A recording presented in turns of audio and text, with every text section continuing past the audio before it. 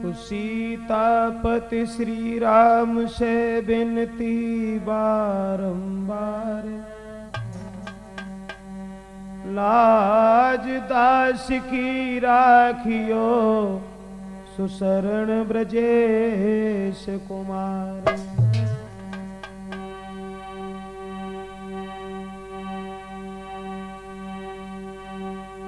तो महावीर अंजन सुबन ने कर रखो हमारो ध्यान,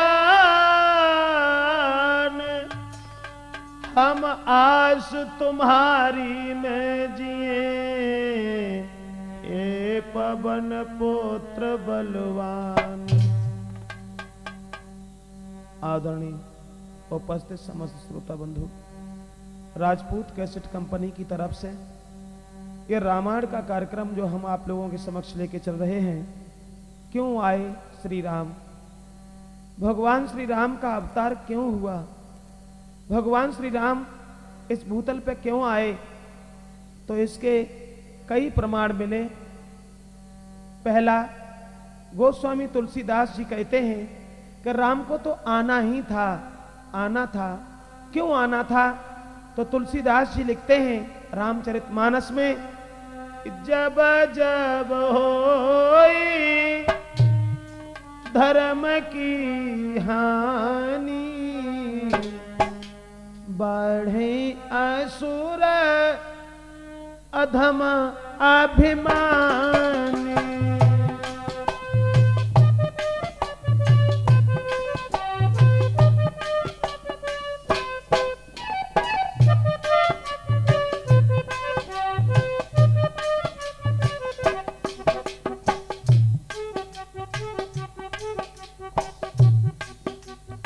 महात्मा तुलसीदास जी कहते हैं कि जब जब इस भूतल पर घोर अत्याचार होता है, जब जब दीन दुखियों की आत्मा निर्दोष सताई जाती है, जब जब राक्षसों की संख्या बढ़ जाती है, तब तब प्रभु धरि विविधि शरीरा, हरहि कृपा निधि सज्जन पीरा।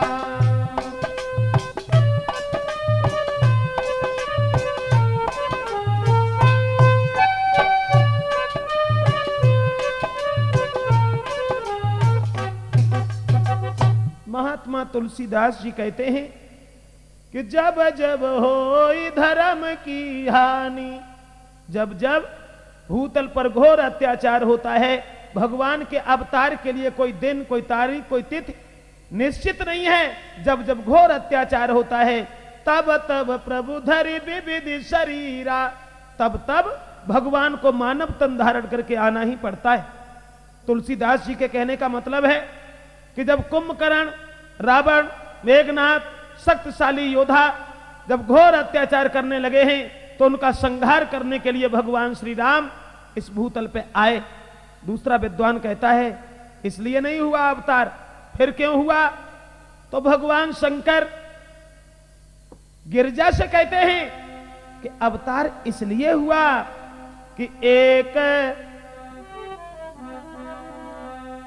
एक कल्प में इसलिए अवतार हुआ कि नारद श्राप दीन एक बारा, अकल्प एक तही लगे अवतारा।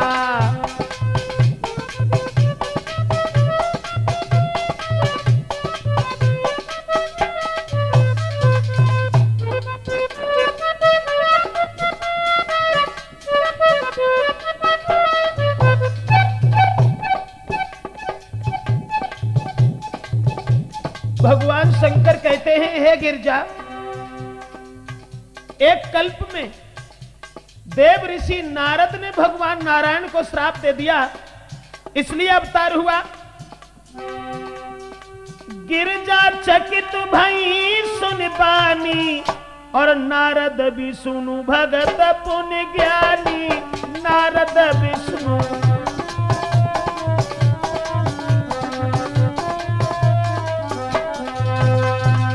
भोले बाबा की बात सुनकर के गिरजा आश्चर्य में पड़ गई।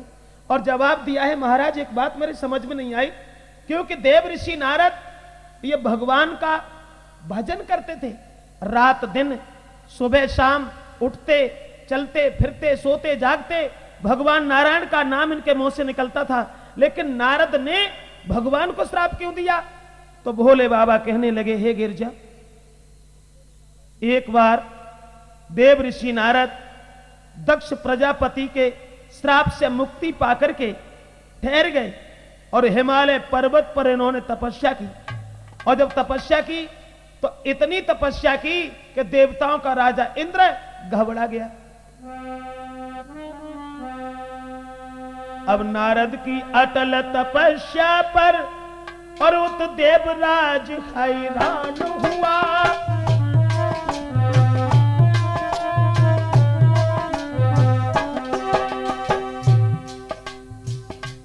इंद्र किसी को तपस्या नहीं करने देता था। साथ ही साथ एक बात हम आपको और बताते चले कि यह इंद्र किसी का नाम नहीं था। पहले इंद्र का नाम भी इंद्र नहीं था, इंद्र का नाम था मलद्रम। और इंद्र एक पदवी थी जो तपस्या में सफल हो जाया करता था, वो ही देवताओं का राजा बन जाया करता था। इंद्र अपनी सीट के चक्कर में, अपनी कुर्सी के चक्कर में सोचने लगा,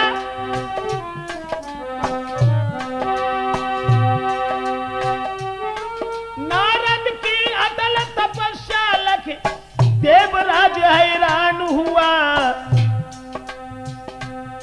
नहीं चैन किसी पल, हृदय में खाना पीना भी हराम हुआ।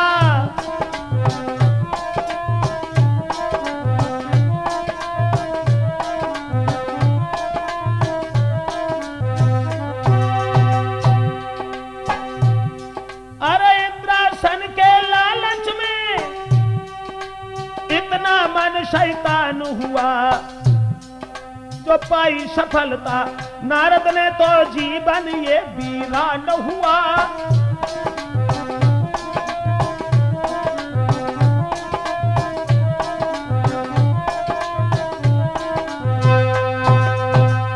देवताओं का राजा इंद्र असमंजस में फंस गया। सोचने लगा, अगर नारद तपस्या में सफल हो गए तो मेरा इंद्रासन चला जाएगा। पहले जो तपस्या में सफल हो जाया करता था वो इंद्र बन जाया करता था। इंद्र एक पदवी थी, इंद्र नाम नहीं था किसी का। तो इंद्र देव ऋषि नारद की तपस्या को निहार करके हैरान हो गया। लगता है कि नारद अब हमारा इंद्रासन छीनने के चक्कर में ये तपस्या कर रहे हैं। कामदेव को बुलाया और नारद की तपस्या खंडित करने के लिए कामदेव को भेज दिया। कामदेव अप्सराओं को लेके और नारद जहां तपस्या कर रहे थे हिमालय पर्वत पर, वहां पहुंच गया। अपनी माया दिखाई कामदेव ने नारद की आंखें खुलवाने के लिए। अब चली सुहावनी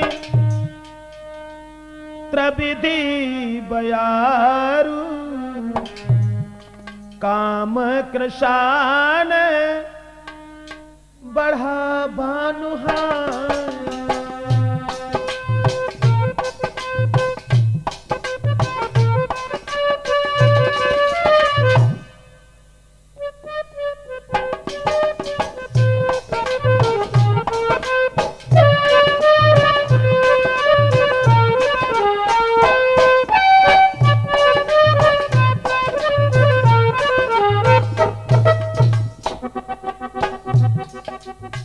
देव ऋषि नारद जब तपस्या में लीन है, कामदेव अपनी माया दिखा रहा है। ग्रीष्म ऋतु को बसंत ऋतु बना दिया। जिस बीहड़ में बैठे थे वहां एक सुंदर बगीचा खिला दिया। अप्सराएं गीत गा रही हैं, नाच रही हैं, लेकिन नारद के ऊपर कोई असर नहीं, कोई असर नहीं। रंभादिक सुर नारी नवीना, रंभादिक सुर नारी नवीना, सकल असम शर कला प्रवीणा।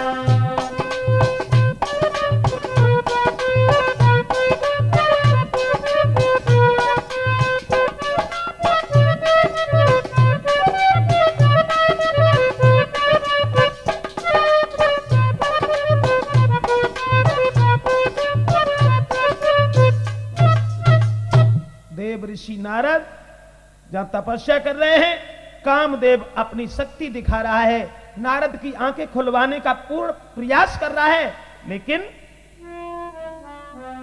हुआ ये, अरे कामदेव के इशारे पर और रंभा कौतुक दिखलाती है।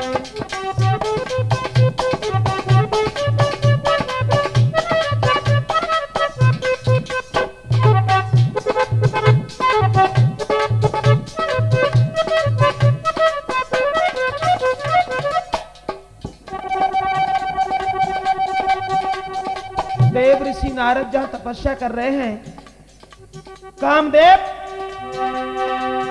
अरे कामदेव के इशारे पर रंभा कौतुक दिखलाती है। अरे नाचे सभी अप्सराएं, चुनरी ऋषि पे लहराती है।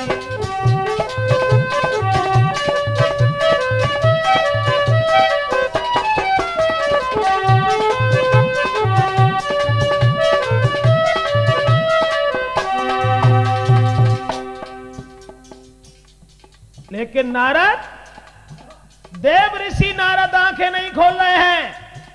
हुआ ये,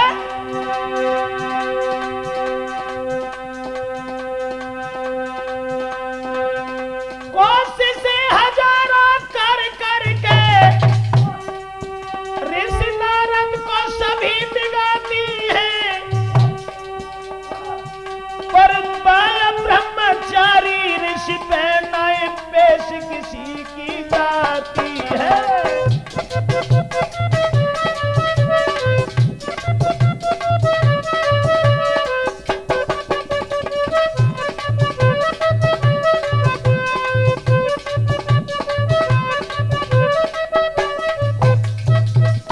देव ऋषि नारद आंखें नहीं खुलवा सके उनकी। अब रंभा, जिसने बड़े बड़े महात्माओं को डिगा दिया, नारद के सामने पेश नहीं गई। उसके बाद कामदेव ने दोनों हाथ जोड़े और देव ऋषि नारद से क्षमा मांगी। कहा, महाराज मुझे माफ कर दीजिए, मुझे श्राप मत देना। देवराज इंद्र ने मुझे भेजा, जो हम आपकी तपस्या को भंग करने के लिए आए थे, मुझे क्षमा कीजिए, क्षमा कीजिए भगवान। लेकिन देव ऋषि नारद,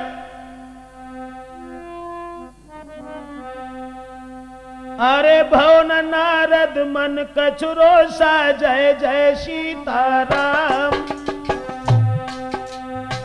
कहे प्रिय वचन पर दोषा, जय होई राजा राम।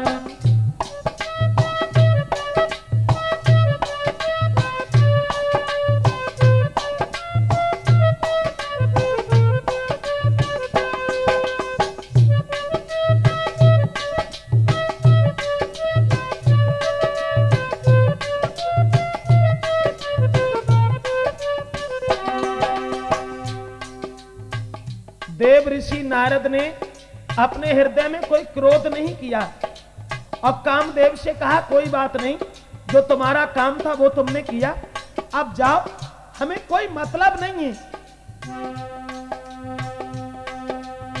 मुनि सुशीलता आपई करनी, सुरपति सभा जाय सब बरनी।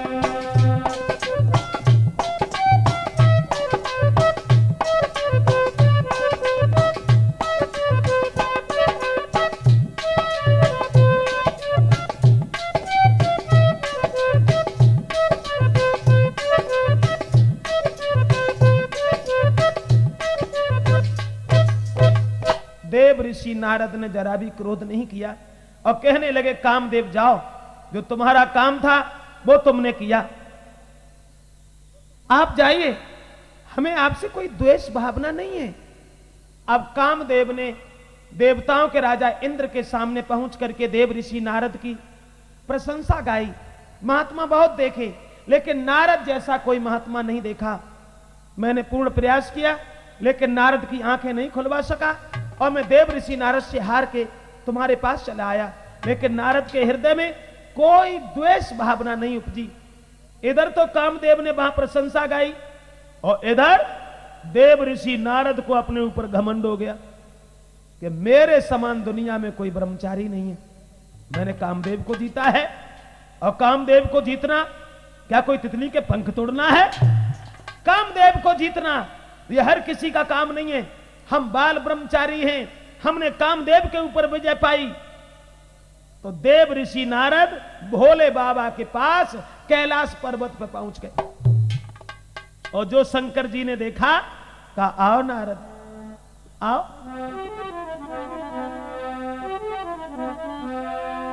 बार बार हरे बिनहू मोने तोई।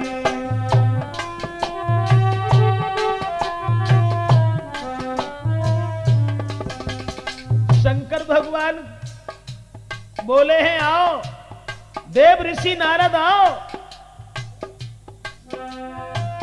जिमें यह कथा सुना बहु मोई। शंकर भगवान से नारद कहने लगे, महाराज मेरा सम्मान करना सीखो। तुम्हारी नजर में हम ऐसे वैसे साधु हैं? अरे मेरे समान दुनिया में कोई महात्मा नहीं। हमने कामदेव के ऊपर विजय पाई है। हम बाल ब्रह्मचारी हैं। भोले बाबा, कामदेव ने इतने प्रयास किए, लेकिन कामदेव हमसे जीत नहीं सका। हार मान करके और हमें बार बार प्रणाम करके चला गया। भोले बाबा कहने लगे, अच्छा किया तुमने नारद, लेकिन एक बात का ध्यान रखना, ये घमंड भरी बात भगवान नारायण से मत कहना।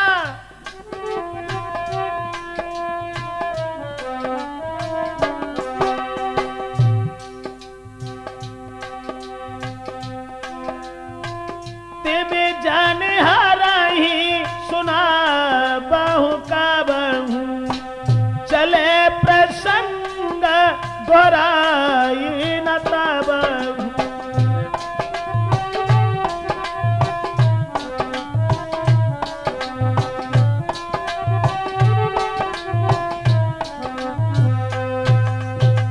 भोले बाबा कहने लगे, हे बाबा नारद, बड़ा अच्छा किया तुमने जो कामदेव के ऊपर विजय पाई है, लेकिन इतना ध्यान रखना, ये घमंड भरी बात भगवान नारायण से मत कहना। हमसे कह ली कोई बड़ी बात नहीं है। नारद बोले, क्यों नहीं कहेंगे? हाँ, क्या कोई हमने डकैती डाली है? क्या कोई हमने गलत काम किया है? अरे हमने कामदेव के ऊपर विजय पाई है, और कामदेव के ऊपर विजय पाना यह हर किसी का काम नहीं है, हैं? तुमसे कहा, उनसे भी कहेंगे, क्या बिगाड़ेंगे हमारा, क्योंकि हम बाल ब्रह्मचारी हैं। हुआ ये, देव ऋषि नारद बीड़ा बजाते हुए भगवान नारायण के पास के लिए प्रस्थान करते हैं, अभिमान में, घमंड में। तो एक बार कर तब बरबीना, और गावत हर गुण गान प्रवीणा। हर्ष मिले उठ रमा निकेता, और बैठे आसन ऋषि समेता। जिस समय भगवान नारायण देव ऋषि नारद को बैठा लेते हैं आसन पे, तो नारद ने वही घमंड भरी बात भगवान नारायण से कह दी, लेकिन शंकर जी की बात का ध्यान नहीं रहा, क्योंकि शिव जी ने पहले मना किया और नारद ने न कोई ध्यान दिया, और न समझ सके नारायण को इतना भारी अभिमान किया।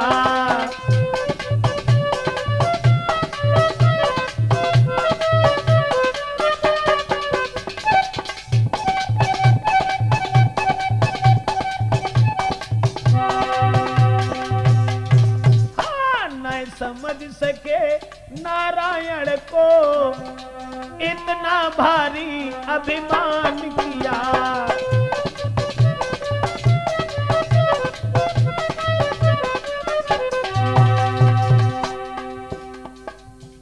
जबकि भगवान शंकर ने पहले मना कर दिया था कि नारद भगवान नारायण से मत कहना, लेकिन फिर भी देव ऋषि नारद बोले हैं महाराज मेरी ओर देखो, आपकी नजर में क्या हम छोटे साधु हैं? अरे मुझे पहचानने की कोशिश करो कि देव ऋषि नारद बाल ब्रह्मचारी है। और बाबा नारद बोले ये आपकी कृपा थी, आपकी कृपा थी जो हमने कामदेव के ऊपर विजय पाली। अरे कामदेव ने न जाने कौन कौन से उपाय किए, लेकिन मेरी आंखें नहीं खुलवा पाया, क्योंकि हम बाल ब्रह्मचारी हैं, हम कोई छोटे साधु थोड़ी नहीं हैं।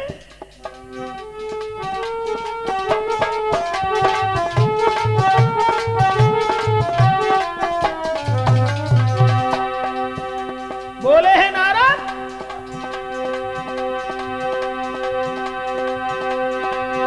अरे कामदेव हम जीत लाया,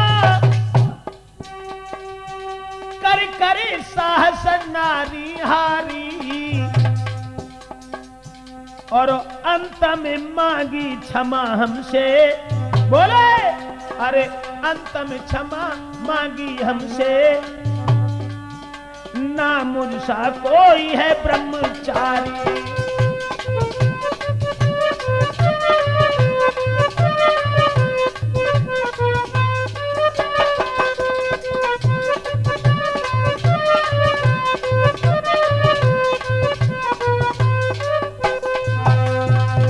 देव ऋषि नारद कहने लगे महाराज नारायण ये आपकी कृपा थी भगवान, वैसे हम कोई इतने बड़े साधु नहीं है, लेकिन आपकी कृपा से मैंने कामदेव के ऊपर विजय पाली। आपने सुना नहीं मेरे बारे में? गांव गांव में घर घर में चर्चाएं चल रही हैं कि देव ऋषि नारद जैसा तो कोई ब्रह्मचारी है ही नहीं, कामदेव के ऊपर मैंने विजय पाई।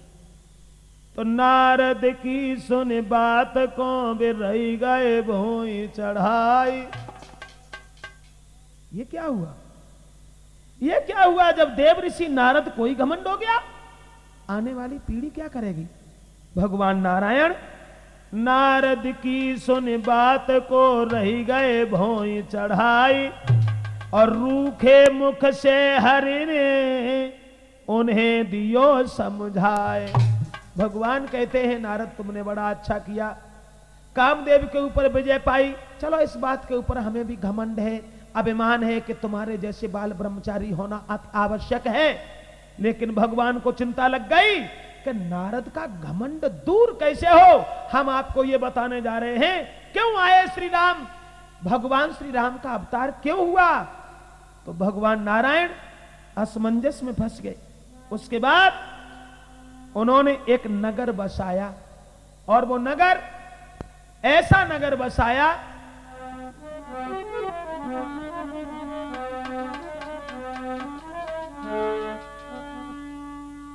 अपनी माया से भगवान ने जो नगर बसाया। अरे बसही नगर सम सुंदर नारी, और जन बहु मनसी जरति तनुधारी।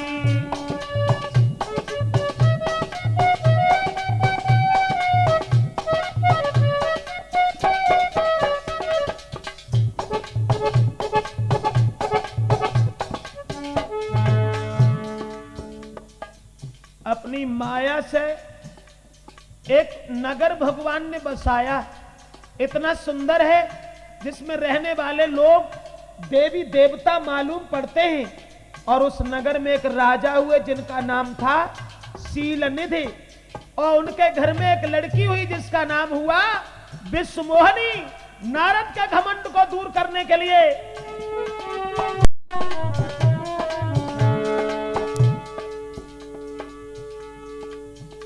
अरे त्रिपुर बसई शीलनिधि राजा, और अगन तिहई गय शेष समाजा।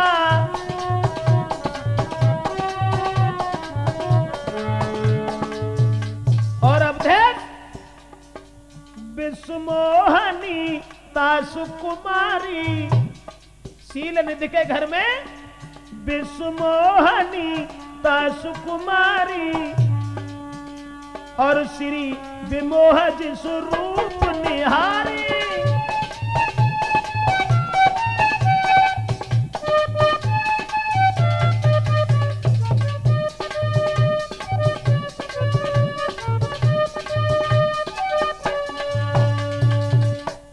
ऋषि नारद के अभिमान को दूर करने के लिए भगवान नारायण ने अपना माया का जाल फैलाया, एक नगर बसाया जहां रहने वाले लोग भी लगता है कि देवी देवता वास करते हैं। वहां के एक राजा हुए जिनका नाम था शीलनिधि, और उनकी एक लड़की हुई जिसका नाम था विश्वमोहनी। धीरे धीरे धीरे धीरे विश्वमोहनी जो थी वो शादी के लायक हो गई, और जब शादी के लायक हो गई, स्वयंवर रचाया विश्वमोहनी का, और स्वयंवर होने से मात्र 2 दिन पहले देव ऋषि नारद पहुंच गए। बैठाला शीलनिधि ने कहा, आओ महाराज बैठो, बड़े सौभाग्य की बात है जो आज आपके दर्शन हुए। भगवान संत महात्मा हर जगह नहीं जाते हैं, मेरे घर में एक बेटी है, आप हमारी बेटी की क्या दिनदशा हमें बताएंगे? नारद कहने लगे, क्या तुम्हारी नजर में हम छोटे साधु हैं? तुमने सुना नहीं हमारे बारे में? हमने कामदेव के ऊपर विजय पाई है, हम बाल ब्रह्मचारी हैं, दुनिया की औरतें, दुनिया के इंसान मेरी बड़ाई करते करते थक नहीं रहे हैं, प्रशंसा करने पे लग जाते हैं तो भोजन छोड़ देते हैं। आपने नहीं सुना, हम कामदेव को जीत चुके हैं, हम बाल ब्रह्मचारी हैं, कहां है तुम्हारी बेटी? बुलाओ उसे, हम उसकी दिन दिशा बताएंगे। विश्वमोहनी को बुलाया। कैसी थी भगवान की माया? विश्वमोहनी इतनी सुंदर थी कि विश्वमोहनी के चेहरा की ओर देख करके नारद चकोर बन गए, हाथ देखना भूल गए, मन में सोचने लगे, इसकी भाग्य रेखा बहुत सुंदर है, इसकी शादी जिस किसी के साथ होगी वो अमर हो जाएगा और उसे दुनिया भर का कोई इंसान कभी हरा नहीं पाएगा। नहीं नहीं, अब मैं साधु बनकर नहीं जीना चाहता, मैं तो शादी करना चाहता हूं, और अगर इस लड़की से शादी नहीं हुई तो मैं जिंदगी में जीना नहीं चाहता, क्योंकि मैं बाल ब्रह्मचारी हूं।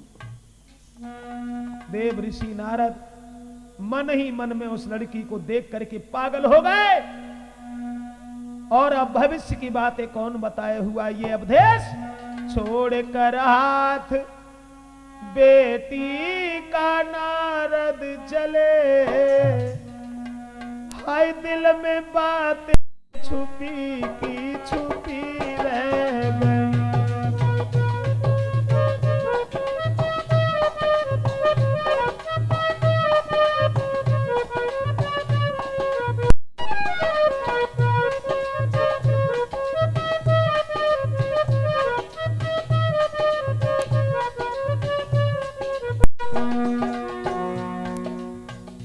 ऐसी थी लीला भगवान की।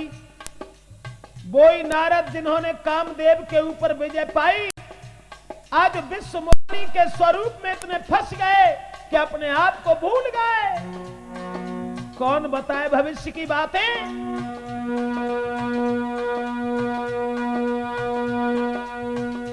छोड़कर हाथ बेटी का नारद चले, दिल में बातें छुपी की छुपी रह गई। कुछ कह ना सके, कुछ कह ना सके अपने दिल की बिथा, चलती दिल पर छुरी की छुरी रह गई।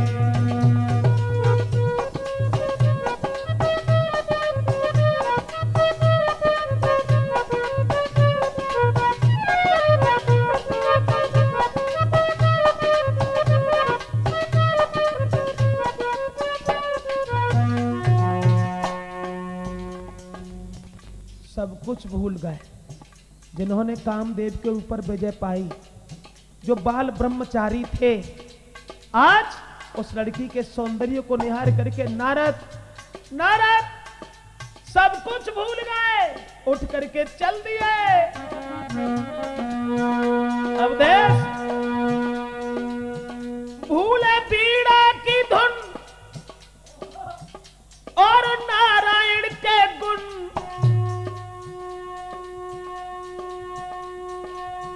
इतने पागल हुए त्यागे खाना सभी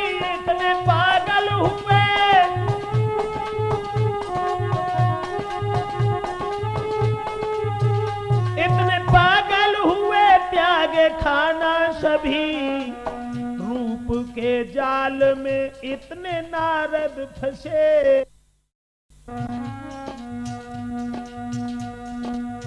रूप के जाल में इतने नारद फंसे, श्वास उनकी रुकी की रुकी रह गई।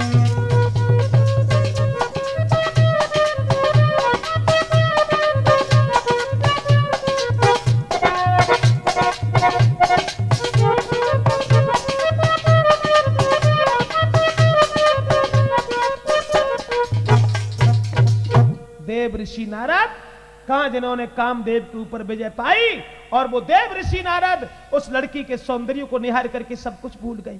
अब मन में केवल एक ही विचार है, भगवान भगवान अब मैं महात्मा बन के जिंदा नहीं रहना चाहते, मैं तो गृहस्थों की जिंदगी बिताना चाहते हैं, नहीं चाहिए नहीं चाहिए सन्यासीपन। लेकिन हम इतने सुंदर नहीं है जो विश्व मोहिनी हमें देखते देखते जयमाला डाल दे। इतना समय भी नहीं है जो हम तपस्या करें और तपस्या करके सुंदर बन जाएं।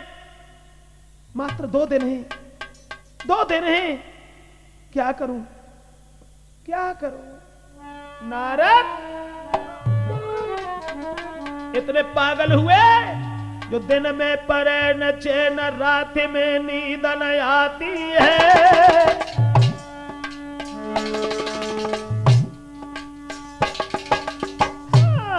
वो सूरत मन में बसी बात नहीं किसी की भाती है। सोच रहे भगवान, अरे घड़ी वो किस दिन आवेगी जब विश्व मोहनी नारी बन के घर में आवेगी।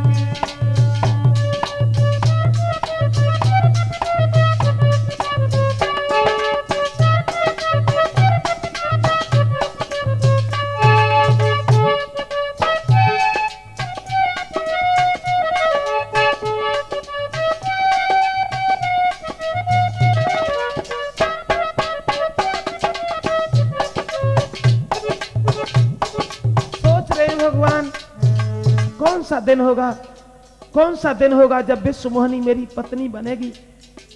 हुआ ये धर्मन बाल ब्रह्मचारी थे, नारद अपने पे अभिमान हुआ, लिया कामदेव को जीत, मने नामुंसा कोई इंसान हुआ।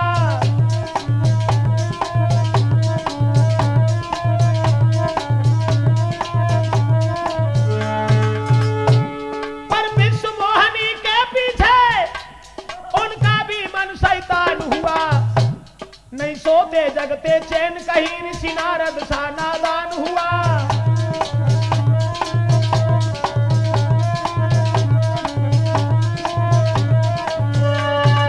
सोच रहे भगवान अब कहां जाएं, अब क्या करें, कौन सा समय होगा जब विश्व मोहिनी मेरी पत्नी बनेगी। वो घड़ी हमारे जीवन में कब आएगी जब दुनिया के लोग हमें एक गृहस्थ की नजर से देखेंगे। क्या करूं, मैं इतना सुंदर नहीं हूं जो विश्व मोहिनी देखते देखते रीझ जाए। इतना वक्त भी नहीं है जो हम तपस्या करके सुंदर बन जाए। न भोजन अच्छा लगता है, न किसी की बात अच्छी लगती है। बाल ब्रह्मचारी देव ऋषि नारद बिल्कुल भूल गए। हुआ ये नहीं नारद को चैन है, भोजन तक न सुहाई, जिधर देखते हैं जभी तो सुकुमारी दिखलाई। सोची देव ऋषि नारद ने मन में अपने, अब कोई नहीं सहायक है। और ऋषि नारद ने जब जान लिया, लाचारी और मजबूरी में श्री नारायण का ध्यान किया।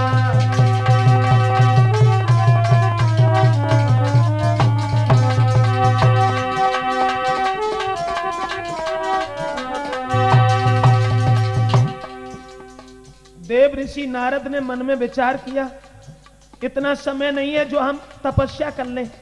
कल के बाद परसों स्वयंवर है, कोई और अगर शादी करके ले गया तो मैं उसके बिना कैसे जिंदा रहेंगे। सारे जीवन भगवान नारायण की सेवा की है मैंने, चलो भगवान नारायण के पास चलते हैं, उनसे रूप मांगेंगे।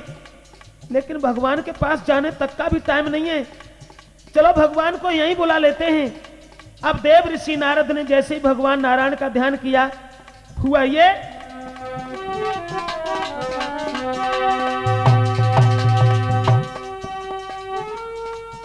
वाणी सुन करके नारद की लीलाधारी जी पधारे हैं, अति दीनहीन हो करके नारद ने चरण पखारे हैं।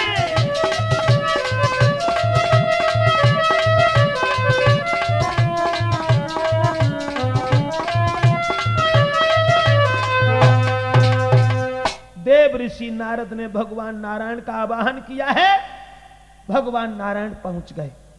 कहो नारद, कैसे ध्यान आ गया, क्यों बुलाया? देव ऋषि नारद कहने लगे, प्रभु आप तो जानते हैं कि मैं आपको कितना मानता हूं। सुबह शाम उठते बैठते चलते फिरते सोते जागते मैं आपका भजन करते हैं। दीन बंधु, दीन बंधु, आज एक ऐसा काम कर दो जो काम मेरे हित में हो, मेरे हित में हो। भगवान, मैं सुंदर बनना चाहता हूं और मुझे सुंदर बना दीजिए। क्या? हाँ प्रभु, जेई विधि होई नाथ हित मोरा, करहु सो बेगी दस मही तोरा।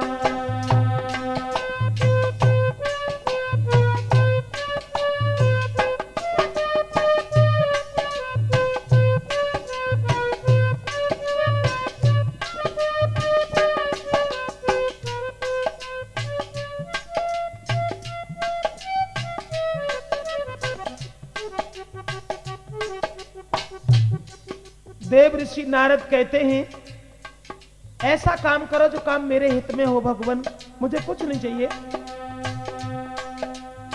निज बाया बल देखी विशाला, यह हर्ष बोले दीन दयाला।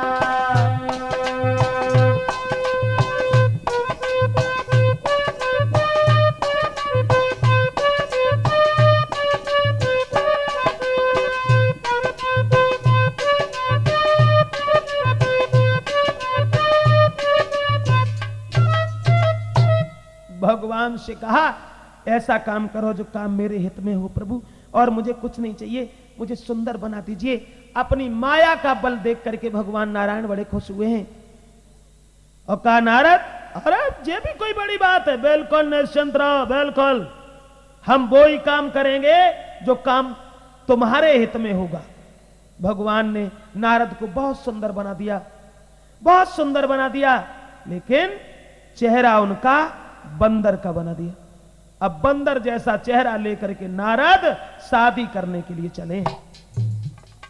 अरे मन में भारी मगन भये ऋषि नारद, बेगी बड़े अगारी, और मेरे ऊपर दया करी, और दीन दयाल दीनन हितकारी।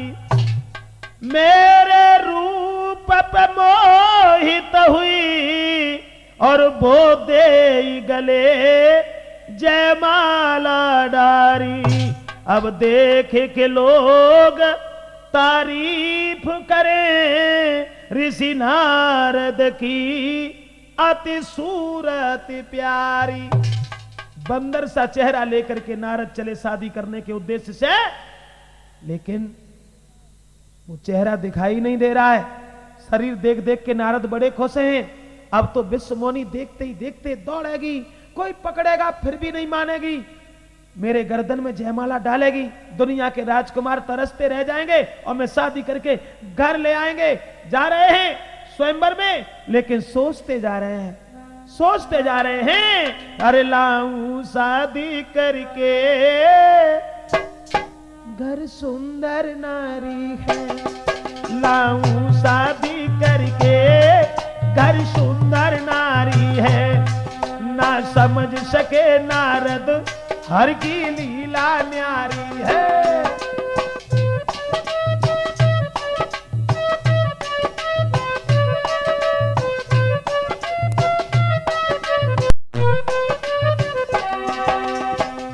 चले रास्ता में खुशियां मनाते हुए नारद और मन में सोचते जा रहे हैं, मैं बाल ब्रह्मचारी स्वयंवर में जाऊंगा, सब देखत रह जाएंगे, मैं बाह मार डालूंगा।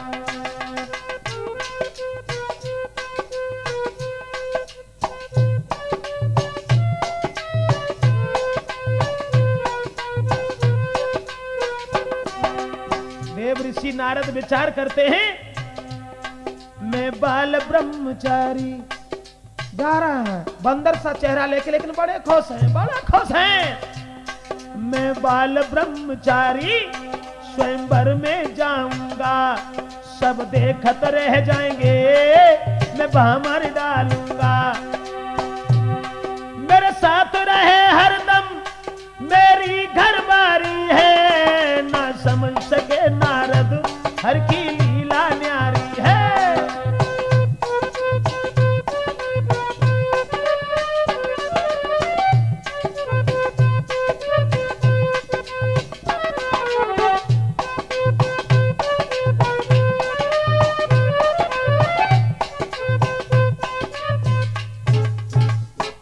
ऋषि नारद जाने लगे शादी करने के उद्देश्य से, और बड़े खुश हैं। विश्व मोहिनी देखते देखते जयमाला डालेगी। आप पहुंच गए वहां जहां स्वयंवर रचाया जा रहा था। बड़े बड़े दूर दूर से राजकुमार मौजूद थे और स्वयंवर के देखने आए थे। भोले बाबा के दो गण वहां ब्राह्मण बन करके घूम रहे हैं। नारद ने देखा, अरे निज निज आसन बैठे राजा,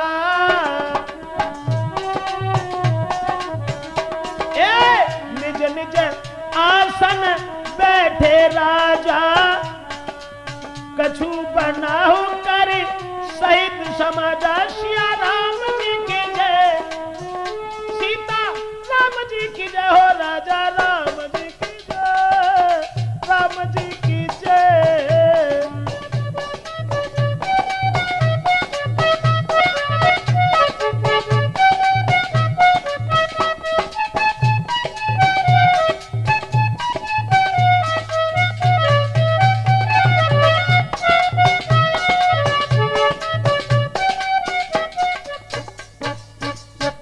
ऋषि नारद पहुंच गए। देखा है बड़े बड़े बहादुर लोग शादी करने के उद्देश्य से आए हैं। अब नारद अपनी कुर्सी पे बैठ गए, और जब अपनी कुर्सी पे बैठ गए, कहीं कुर्सी से उचकते हैं, फिर बैठ जाते हैं, कहीं खड़े हो जाते हैं, कहीं इधर उधर देखने लगते हैं कि सब लोग मेरी ओर देखें, मैं कितना सुंदर लगता हूं। रूप के घमंड में देव ऋषि नारद सब कुछ भूल गए। लेकिन भगवान की लीला अलग थी। बात यह हो गई,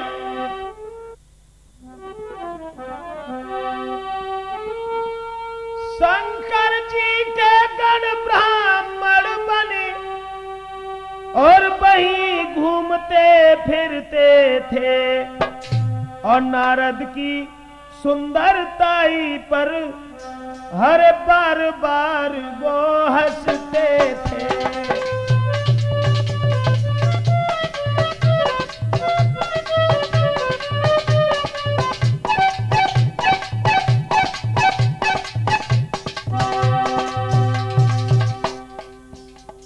देव ऋषि नारद को देख करके दोनों गण हंसते हैं,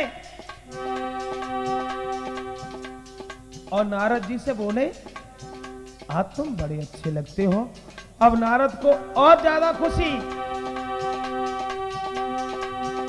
बोले, देख तुम्हारा रूप कुमारी, अधीन तुरंत हो जाएगी, सब देखत ही रह जाएंगे, जयमाला तुम्हें पिन्हाएगी।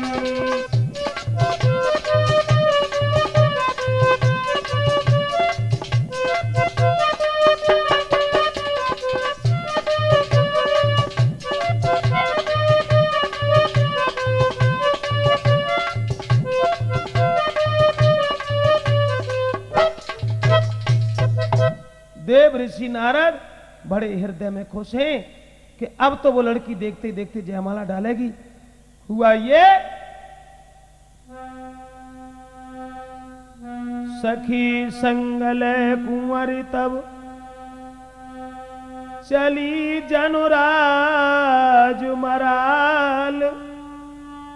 अब देखत फिरई मही सब कर सरोज जयमाल। हाथ में जयमाला लेके वो लड़की जब घूमने लगी इधर उधर, अब नारद उचकते हैं, बैठ जाते हैं। लगता है कि उनका सारा धनमाल कोई छीने लिए जा रहा है। ऐसा लगता है कि मानो कोई कलेजा ही निकाल लिए जा रहा है। नारद सोच रहे हैं कितने वक्त ये जयमाला मेरे डाले। बात ये बन गई, जिहि दिश बैठे हर नारद भूली, सो दिश ते ही ना बिलो की भूली।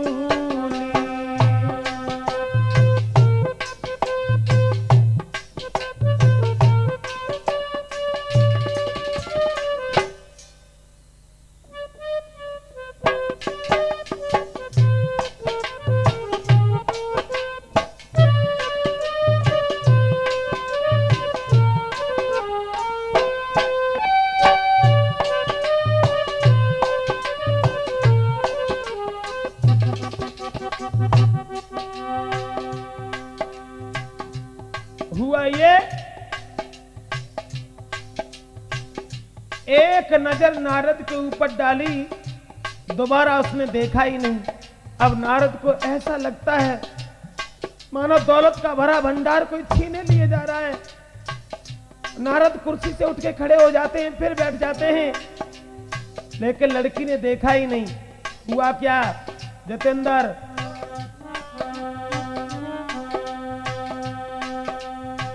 पौने पौने मोने उका सही आकुलाई, देखी दशा हर गान मुशिक्याई।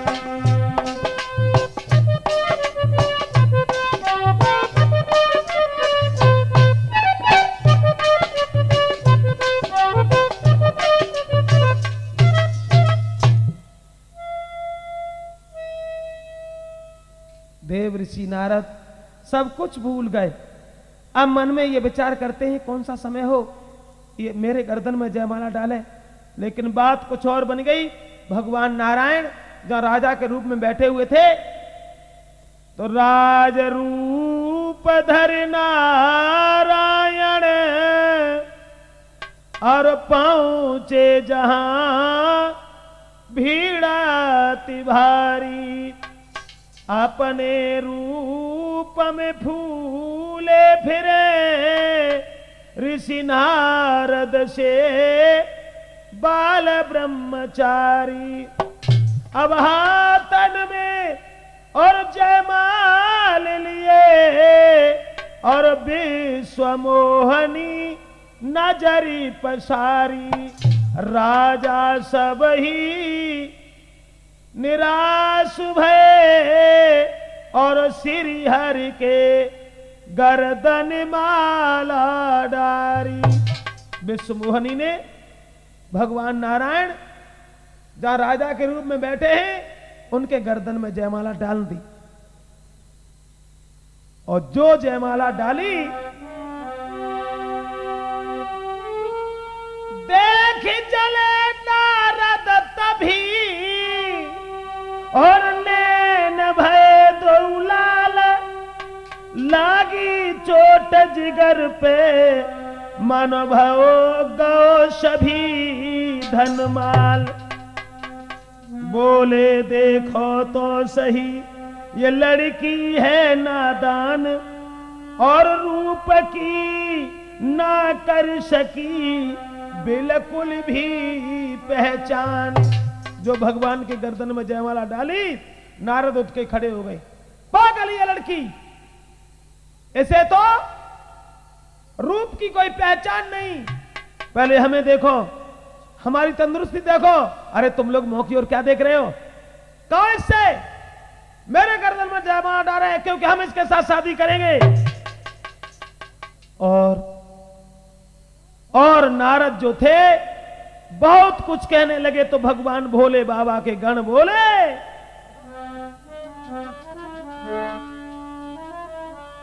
और तब हरि गण बोले हैं मुस्कियाई, और निज मुख मुकट बिलो कहूं जाई।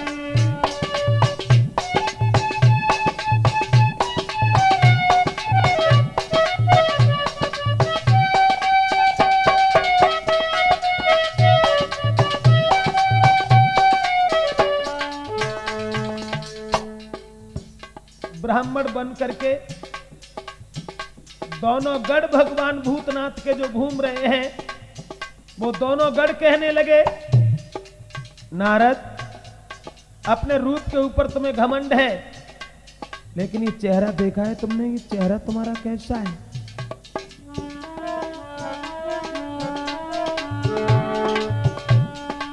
तब हरिगण बोले मुस्कियाई, और निज मुख मुकट बिलो कहूं जाई। निज मुख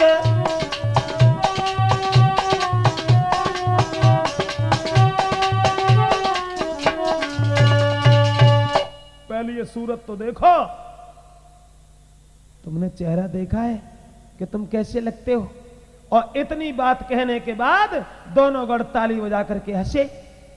अब देव ऋषि नारद भाजे और ठहरे हुए पानी में झांक करके देखा। जो ठहरे हुए पानी में देखा, हाय बंदर सी सूरत देखी, और नारद को क्रोध बड़ो भारी। तुम देख के हंसी बनाई है, इस कारण होवेगी ख्वारी।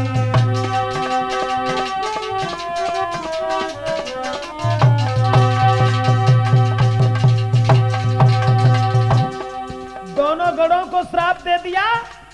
और देव ऋषि नारद बोले, बहुत देर से तुम हमारी हंसी कर रहे हो, मजाक कर रहे हो।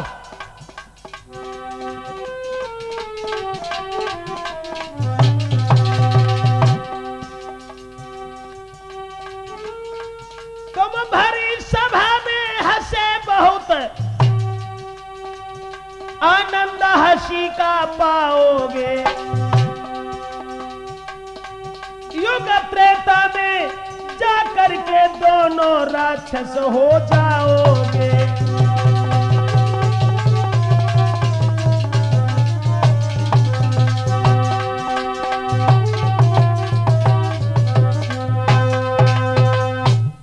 श्राप दे दिया कि तुम दोनों ने मेरी हंसी की है, तुम दोनों राक्षस बनोगे।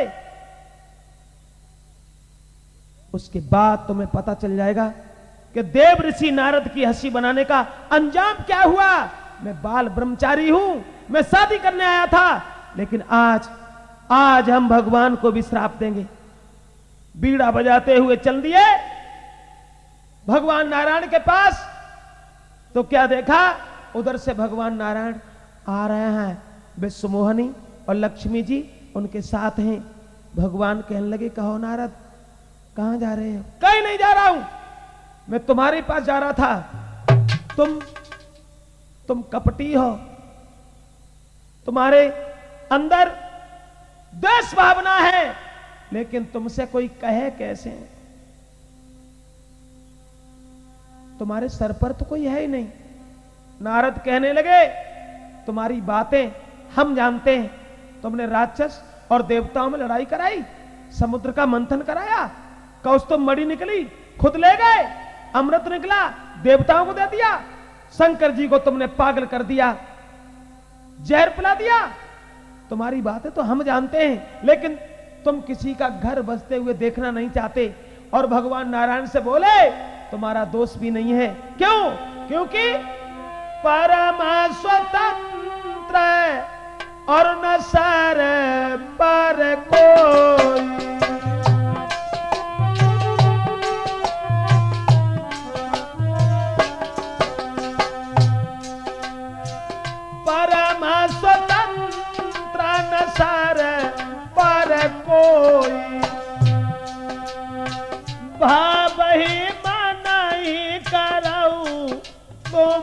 होई।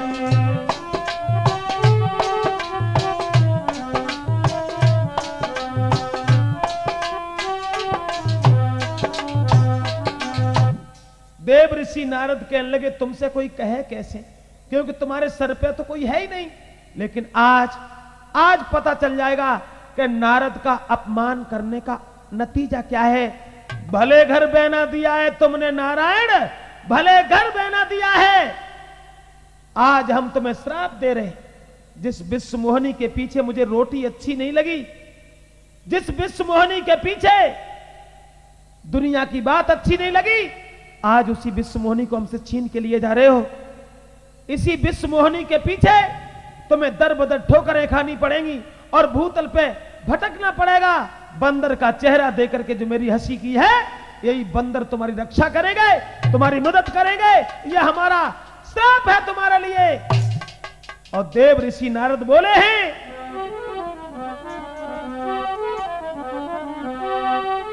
अरे बंदर का चेहरा देकर जो मेरी हंसी बनाई है, और विश्व मोहिनी सी देवी मेरे हाथन से छिनाई है।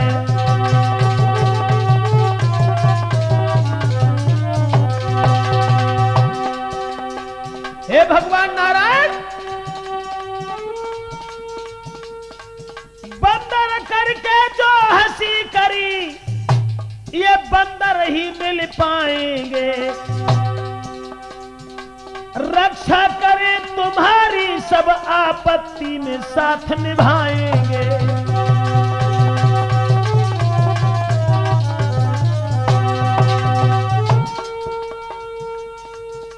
स्त्री दुख में मैं दुखी हुआ, नारद बोले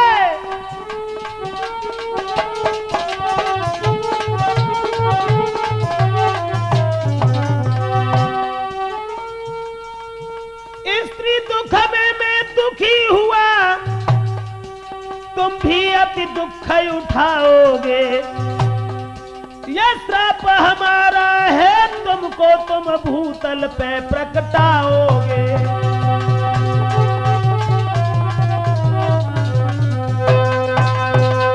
यह हमारा तुम्हारे लिए श्राप है, तुम भूतल पर प्रकट हो गए और इसी लड़की के पीछे तुम्हें भी ठोकरें खानी पड़ेंगी। यह मेरा श्राप है तुम्हारे लिए। थोड़ी देर बाद देखा न वहां विश्व मोहिनी है न लक्ष्मी है। भगवान ने जो माया हटाई, एकदम से नारद भगवान के पैरों में गिर गए। महाराज ये क्या हुआ, ये क्या हुआ? अब मैंने तुम्हें श्राप दे दिया? नहीं नहीं, मेरा श्राप गलत हो जाए, मेरा श्राप झूठ हो जाए, अब मैं शादी करेंगे? नहीं नहीं, मैं तो बाल ब्रह्मचारी है, मैंने कामदेव के ऊपर विजय पाई महाराज। भगवान कहने लगे जो कुछ हुआ मेरी इच्छा से हुआ है,